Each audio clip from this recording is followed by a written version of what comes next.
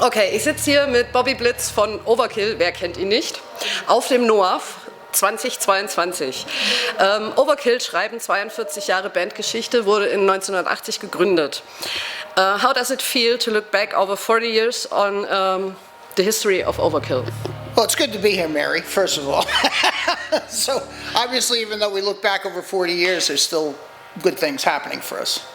And I always like to say that Dee Dee and I started the band when we were both 10 years old, so we're not as old as people think we are.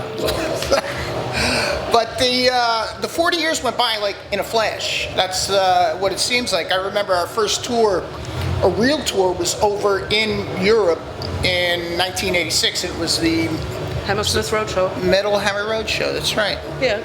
US Speed Metal Attack. With Agent Steel? And Anthrax. Yeah. It was a good time, but that doesn't seem like 42 years ago or 40 years ago. It feels like it was relatively yesterday. So, really? Yeah. Well, I mean, parts of me. When I think of the times, and I meet people when I come to Germany, and we start talking about those old tours and the things we did. It seems like it doesn't seem like it's decades ago. So how does it feel looking back? I mean, it feels like an accomplishment to be able to have, I suppose, made this more than just a hobby, and but I mean, I suppose it's become a lifestyle for a person like myself, because it's 4 decades, so it's a big deal. Your first release was a demo called Power in Black, followed by a self-titled EP. Why not the whole album? We had to pay for all of that, so track by track that's what we could afford, was the four songs. I mean, even if you remember that EP, the artwork is minimal. It just has the Overkill logo on it. It's a black cover. It's because we ran out of money. So, which kind of makes it special, I guess, that we would put everything we had into a project to say, okay, we're really vested in this, even though it's going to take every dollar that we have at that time. So the same year you released Feel the Fire. Would you say this was the most important record? Well, I suppose whatever starts something is the most important, because without the start, nothing follows. So if you look at it theoretically, it's the most important record, because without Feel the Fire, there's nothing else follows it. So, I can't say that I had a big plan back then. I was just happy to do a record. You know, we talk about the EP. We paid for that. Feel the Fire, we didn't pay for it. So it was like a real thing to us, something tangible you could hold in your hand and say, hey, when I was a kid, this is what I wanted to make, was an album. So I think it is the most important with regard to everything that followed it. What do you say when you compare the time around Feel the Fire, Taking Over, or Under the Influence, to your last albums, Grinding Wheel and Wings of Fire? Geez, I think that when Feel the Fire and Taking Over were created, there was really no rules with regard to the scene. Thrash was really the antithesis of what the most popular music was, or even the most popular rock and roll, or even the heavy metal of the day. In the States, we were oversaturated with kind of hair bands and glam metal, and we were kind of the antichrist to that. But there was no rules. It was just like the rules were being created from day to day. I think so many years later, if you look at, I think the Grinding Wheel was 2018 or 17, and then there was 2019 was the Wings of War. I mean, we're talking approximately 35 years between the first and the last. There's rules now. There's certain things you have to do to make a thrash record, and probably that is because of the age we are also. That is, hey, there's a certain formula. There's a mold we work in really well. So then it was wild and, let's say, uninhibited, because no one was telling us what to do. Now we know where we stand based on, I suppose, what we've created in the past. There have been a few lineup changes over the years. Are you still in touch with the founding member Red Skates or former member Bobby Gustafson? I'm not in touch with either of them now. Okay. I always wish Bobby good luck, because I play with Phil Demmel sometimes, obviously in Violence, but he plays on a record that I do called BPMD, and we do this thing, Metal Allegiance. So I always wish Bobby the best through channels, put it that way. But Rat, I haven't talked to in forever. Would you like to have one or the other former band members on stage with you for an anniversary show or something like that? Yeah, I've never thought anniversaries. I mean, I think anniversaries, see, that's become the rule of the day. We don't have to follow everybody else's rules. We have to kind of follow our own. It's like, oh, we're having an anniversary, we're going to get all the former members together. My opinion about that is that regardless of how much gray hair I've accumulated, I still feel like I'm valid in the present day, not only in the past, you know. I'm sure the past has brought us to the present, but I like to think I have a future, even though it's shorter than my past will be at this point. Okay, another step to the past. From your first album to Horoscope, you had a sound that was highly recognizable. Then came I Hear Black, and I heard black.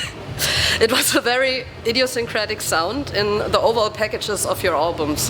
How did that happen? Well, it was a change. It was an internal change. You were talking about lineup changes before, and when we got to when we got to Horoscope, Bobby Gustafson was now gone. Rat was gone. Dee Dee and I became the songwriters. We incorporated Merrick Gant and Rob Canavino into the band. They loved the fact that they were in the band and they wanted to play that Horoscope record and contributed on a minor scale to it. But when I Hear Black came along, they wanted to contribute on a major scale. So really what we did was we changed the songwriting team. I think when we were done with I Hear Black, we said, listen, we're going back to the original song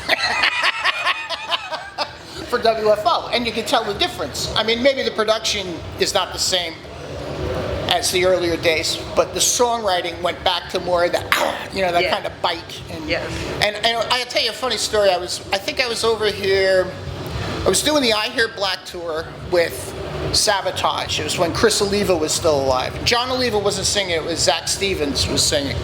And we were in Offenbach playing like some city hall. It was a smaller city hall kind of a thing. And I was walking from the bus into the gig, and a guy comes up, a German guy comes up to me, and he goes, first I felt the fire, second I was taking over, I fell under the influence, I lived through the years of decay, I had a horoscope, now I hear shit. Wow. And I laughed so fucking hard, you know. I mean, I wasn't like shocked. I was shocked that he actually came up and said it to me. And I thought to myself afterwards, I said, that is one passionate motherfucker. What was the hardest time for Overkill or the music business in general during the years?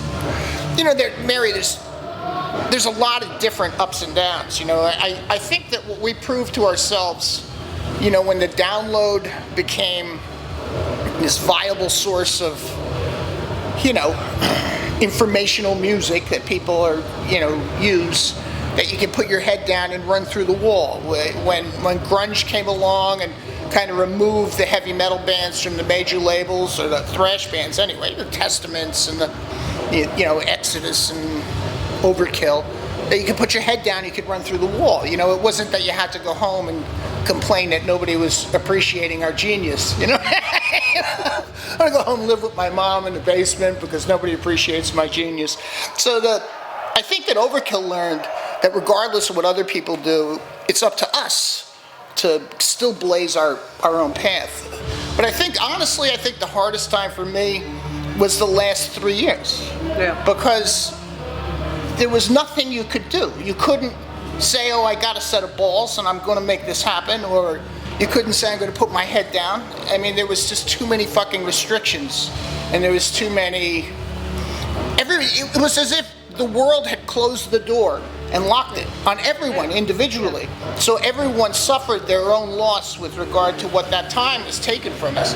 So I think the pandemic was the worst time for me personally with regard to Overkill. Because I didn't know what to fucking do with myself. I was taken out of what I'd known for all these years, these 40 years, and said, you can't do this anymore. So that was the hardest. Going through hard times, you have been writing a new album during the lockdown times, which will be released in spring next year. Mm-hmm. And how has those time influenced the writing, and what can we expect in spring 2023? Well, I wrote the record 3 times, my end of the record. I wrote it 3 times, and I destroyed the first 2 of them. Okay. Because it was being influenced by the pandemic, and I don't think we've ever been those type of people. I started listening and I said, I don't sound, I'm not the most upbeat person when it comes to the presentation of music, but I think that if you compare Overkill to other bands in this scene, we don't always take the negative road. We try to take the positive road for things. And the pandemic led me to go on a different path, and I didn't want to do that. So I tore the whole record down and rewrote it once I saw that stuff was opening. So I'm finishing the vocal tracks right now. So everything is laid out, but it made me feel more comfortable with the fact that, okay, this is fresh, it's current, it's not something that was written in 2020, it was written in fucking 22, it's going to be recorded in 22. So it's a good feeling right now. Where do you see Overkill in 8 years? 50th anniversary? I'm trying to figure out how old I'm going to be now. All right, 8 years. 50th anniversary. I don't know. I'll probably take Dee Dee out to dinner. I'll buy him flowers. I like to think I have a future, but I've never been somebody to project the future. I think it's necessary to invest your time in a Neuborn open air festival, because that gives you the opportunity to do something tomorrow. And that's how I've accumulated a past, was enjoying what I'm doing at the moment. So, for God's sake, I hope we're here. It's going to be pretty hard to get rid of us. We're kind of like nuclear cockroaches. But I would hope that we're able to do music and still physically able to tour. That would be my hope. So it is really important for you to tour, and you toured, but a few concerts were cancelled in June and May this year, and you played Wacken, a really big festival, and now you played this small and cozy festival in NOAF. What would you say is the pros and cons of big and small festivals for Overkill? Well, obviously a big festival is, it's overwhelming, it's like being part of a city, like a metallic city, They're harder to play for me because the stages are so big that you don't have, we're more of, we know what size band we are, so we know what size stages we like. But it is overwhelming to play to something like Wacken. But we're really cut for this a lot more so, because I think that we've always been personal, It's not like, we're not like, we're a brand, but we're not Sony or